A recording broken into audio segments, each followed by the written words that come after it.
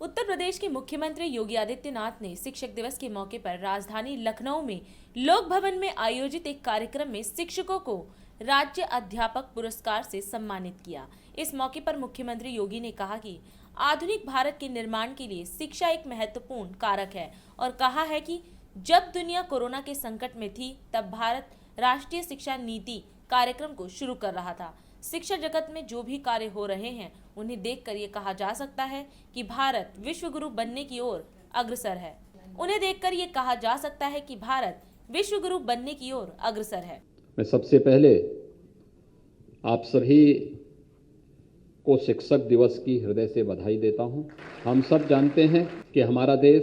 5 सितंबर की तिथि भारत के द्वितीय राष्ट्रपति,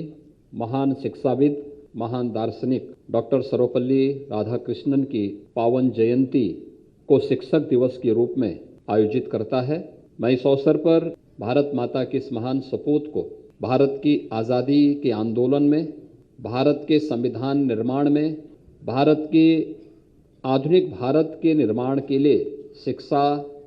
एक सशक्त माध्यम हो सकती है और भारत के उन सभी दार्शनिक पहलुओं को जिन्हें उन्होंने बड़ी सहजता के साथ देश के सामने प्रस्तुत किया था, उन सब के लिए, जिनकी सेवाओं के लिए आज़ाद भारत ने उन्हें भारत रत्न से सम्मानित किया, भारत के ऐसे द्वितीय राष्ट्रपति डॉक्टर सर्वपल्ली राधाकृष्णन को इस अवसर पर नमन करते हुए उन्हें विनम्र श्रद्धांजलि अर्पित करता हूं। मेरे लिए प्रसन्नता का क्षण है कि बेसिक शिक्षा और माध्यमिक शिक्षा विभाग ने आज यहां पर प्रदेश में शिक्षा जगत में आमूलचूल परिवर्तन के लिए कार्य कर रहे प्रधानाचार्यों को और शिक्षकों को सम्मानित करने का कार्य भी किया है। हम सब जानते हैं कि जब पूरी दुनिया कोरोना जैसी महामारी से पस्त थी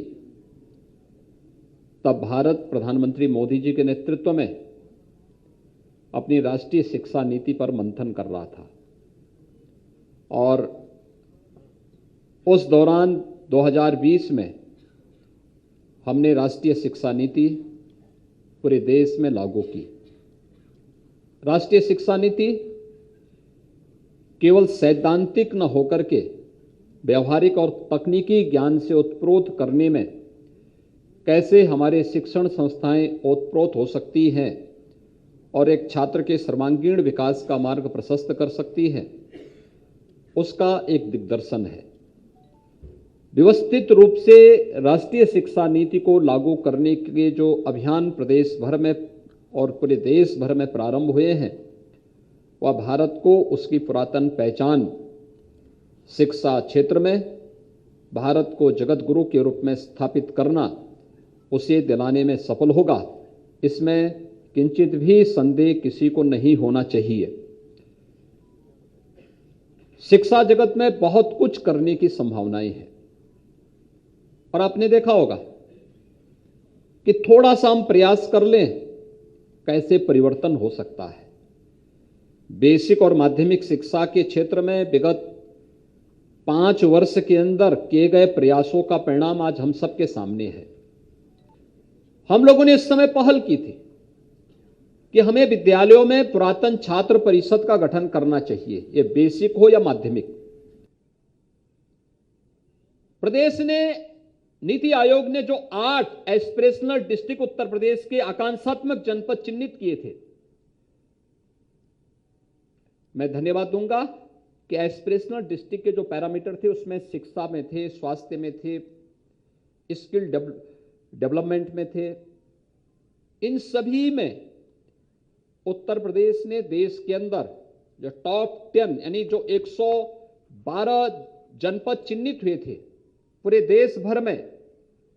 उनमें से 8 जनपद यूपी के थे और मुझे प्रसन्नता है कि 8 जो जनपद यूपी के थे टॉप 10 में जिन्होंने अपने रैंकिंग में सुधार किया, उसमें से टॉप 10 में उत्तर प्रदेश के 8 में से 5 जनपद आए थे और टॉप 20 में सभी 8 जनपद यूपी के आ गए थे।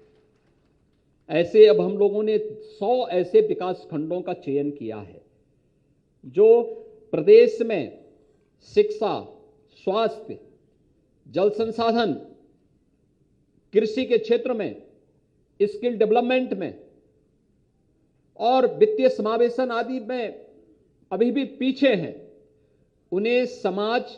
की मुख्य धारा के साथ जोड़ करके सामान्य विकास खंडों की तर्ज पर विकसित करने के लिए कार्य करने की दिशा में प्रयास प्रारंभ हुआ है। और मैं इसके लिए शिक्षा विभाग से मैंने कहा है, सभी संबंधित विभाग से कहा है कि वहां पे 100% मानव संसाधन होना चाहिए और उस विकास खंड में तकनीक का उपयोग करते हुए हम बेहतर परफॉर्मेंस कर सकते हैं, बहुत अच्छा कार्य कर सकते हैं और एक समय सीमा के अंदर उन्हें सामान्य विकास खंडों की तर्ज पर आगे बढ़ाना है। यह एक कार्य अच्छी दिशा में हमें करके दिखाना होगा, ये संभव है। और इसलिए आज यहाँ पर जो पुरस्कार वितरण हो रहे हैं, ये अलग अलग फील्ड से जुड़े हुए शिक्षक हैं जिन्होंने कुछ नया किया है, प्रधानाचार्यगण हैं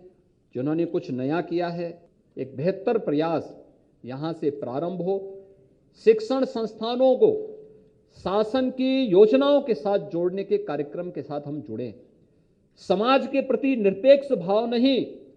बल्कि समाज के सापेक्ष हम अपने आप को ढालने का प्रयास करेंगे। इस विश्वास के साथ आप सबके प्रति मेरी शुभकामनाएं। और अधिक खबरों के लिए आप हमारे YouTube चैनल दैनिक इंडिया दर्पण को अभी सब्सक्राइब करें और नोटिफिकेशन के लिए बेल आइकन को प्रेस करना ना भूलें।